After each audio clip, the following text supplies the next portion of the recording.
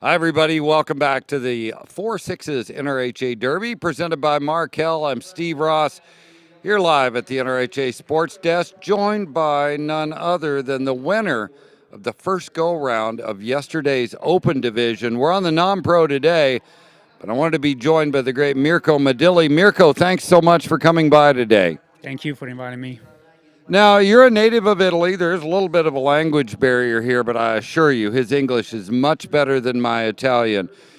Mirko, I first came to know of you when you trained the great horse SG Frozen Enterprise. You won the Italian Futurity on him.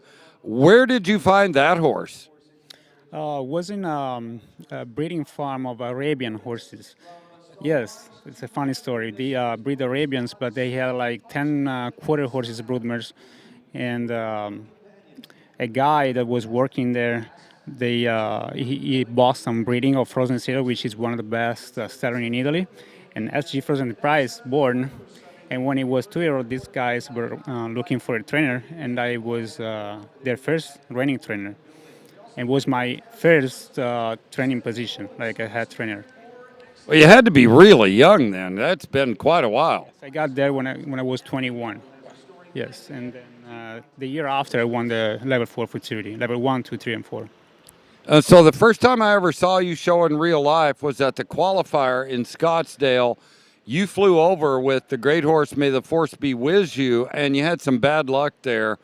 But it really showed me, man, this guy's got something. And how cool is it? You come back now, the horse you win the first go round on, the only horse competing in America by the Force Be With You and Luke Skywalker, and he was great yesterday. Did you start this horse from the beginning? He been started from Luca Piccolo in Italy. He's a guy that worked for Torello Quarter Horses. And then I bought him when he was 2 year old, like end of the year of the 2 year olds. And we ship him over. I trained him for about 6, 7 months, and then I showed him at the futurity.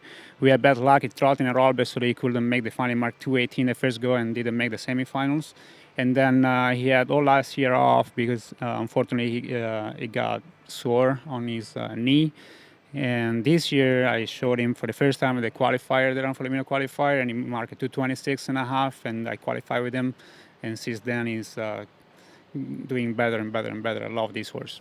That's great. Let's watch his run here. The Force, May the Force Be With, or rather Luke Skywalker by May the Force Be With You.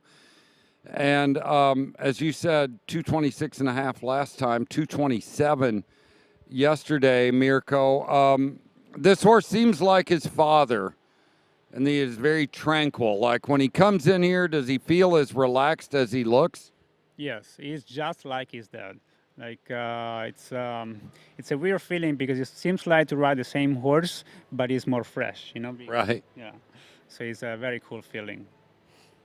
And you walk up here, you're getting ready. I know you're focused on the approach to these turnarounds here. This horse is a dynamic turner.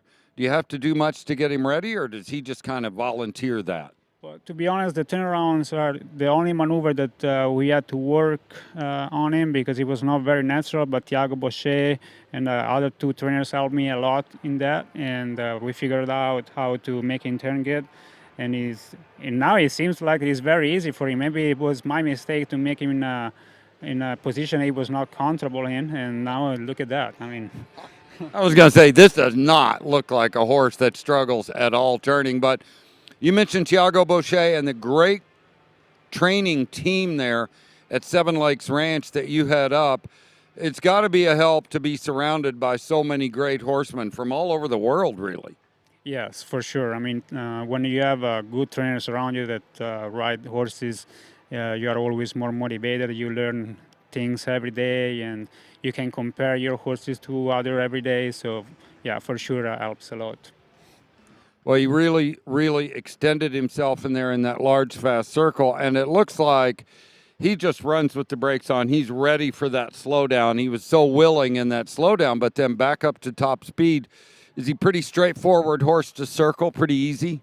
Yes, I mean, he's quiet, very quiet. He's not hot, and he's not ahead of me. But in the same time, when I ask him to go, he's there every time. Yeah.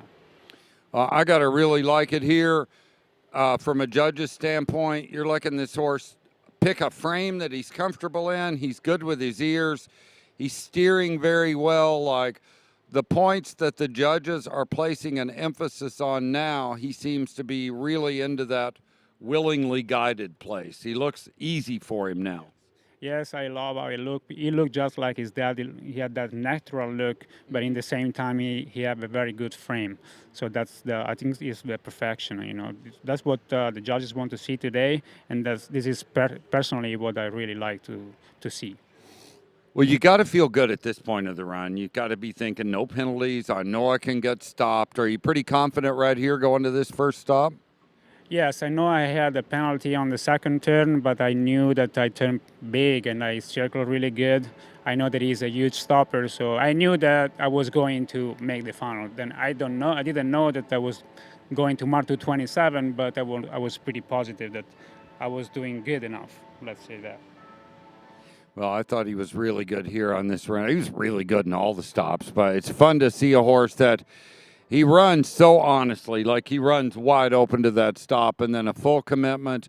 And I love how he just coils that spring and just right back over his hocks on the rollbacks. Is he a fun horse to roll back? Yes, to the left more than to the right, but yes, it's amazing how a big horse like him, because he's huge, how athletic he can be.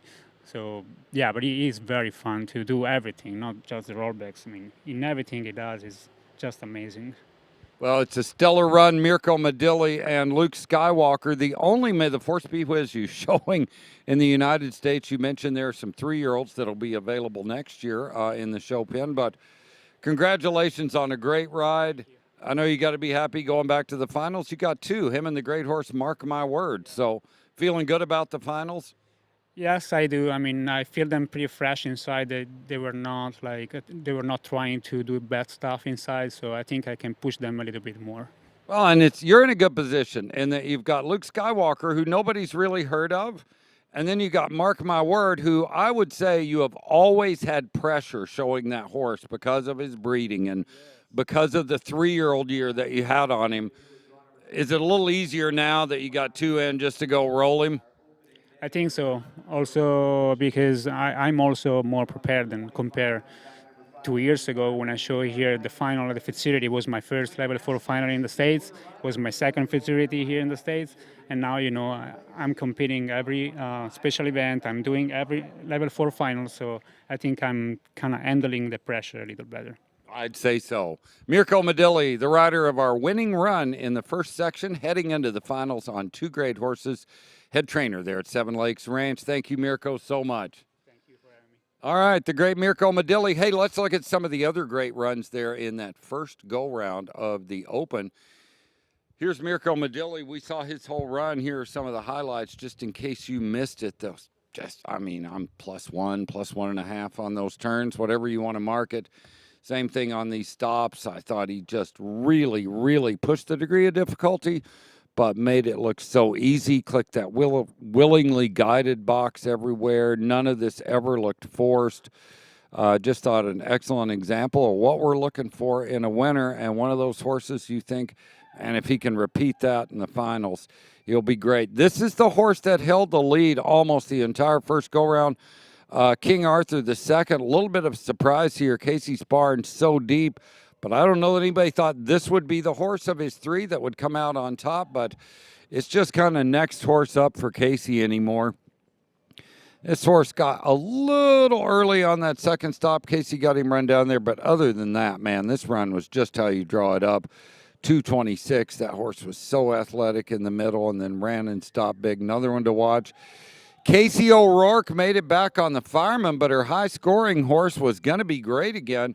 She knocked out a 225.5 on him. So once again, Casey representing the distaff side so well with 2 now coming up in the finals on Saturday night. And this horse got stopped so big. The connections, Peter and Courtney Morgan, have worked for her in the past. They, of course, owned the fireman when she won the NRHA Futurity on him. And then Andrea Fapani brought a lot of strong horses, as he always does. But it looked like this horse for Team Vargo, Alpha Viking, was his highest marker of the day, 225. This run looked like it was made on a template. Just one of those typical Fapani runs where everything was correct. The run looked like you drew it out with a pencil on the dirt. And Alpha Viking is a horse that Andre hadn't had him in the barn over a year yet, but he just continues to just really thrive in that. And here's one that I saw, wasn't in the top 5, but Ito Winnie and Snow Cone, I thought this is a horse to watch for. Like, you may not know who Ito is, another up-and-coming young trainer that us kind of on the inside have known about for a few years. But, man, he did a great job showing Snow Cone and Ito Winnie. Got that last spot to get him into the finals at 221.5. And I feel like as physical as this horse is, he can make some noise when he gets there. Really a wide-open finals, and it could go any way. We're going to update you on the non-pro now. We're going to have full highlights and runs tonight. Right now, no shock here. Gina Schumacher for XCS Ranch in the lead on Take Out the Trash with a 221. I watched that run this morning, and it's just typical Gina, just plus half, all the way through. I +1 her second stop on my highly unofficial scorecard, but she looks really strong. Another strong entrance out of the Trevor Dare barn. Anita Horn on Trick My Ride, sitting in second right now with a 217. And that looked like a team that could really cause some problems in the finals. SRH All About Attitude and Emma Hillis for Hillis Ranch Rainers. Another great ride for Emma. It's great to see her maturing as a rider. 216, and I think she's still even youth eligible. So some great rides in the non-pro. We'll recap that whole first section of it this afternoon on the 4 o'clock sports desk. Tune in to see us then. Our thanks to the great Mirko Midili for joining us. Let's look over into the Adequan now. We have 3 runs in the rookie to tell you about, and currently this is Quincy Clegg and Milkman 66 with a 214. She's sitting there in 3rd, 5th, 4th. Yeah, she's all the way down there and tied for 6th and 7th. But this was a nice run, monster rookie class that we're monitoring. Now, that includes the North American Affiliate Championship rookie, the Rookie 2, the Rookie 1, whole lot of different divisions. Another horse that did well in there this morning was Nostalgia and Andrina Johnson. I love creative spelling from Rainers in the horse names. This is a 212.5 for this good bay horse. And a nice run for Audrina Johnson. Currently our leader is Carter Downey on Big Cheese for Megan Douthit Downey. Some of the great Hereford ranchers up there in Kansas. Man, they've got some great cattle up there. And really the backbone of America. So I love what they're doing. Here's Grace Riley showing My Money's in Brass. 211.5 for Grace, still putting her there in the top 10.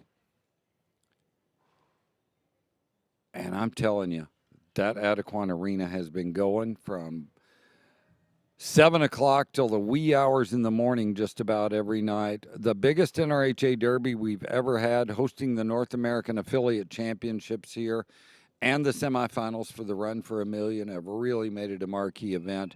And we're so glad to see so many of those grassroots Rainers over there just giving it all they've got in the Adequan while we see the superstars of the sport here in the Coliseum. Until this afternoon, when we can wrap up the non-pro for you and give you a look ahead to the Open Finals, this is Steve Ross saying so long, everybody.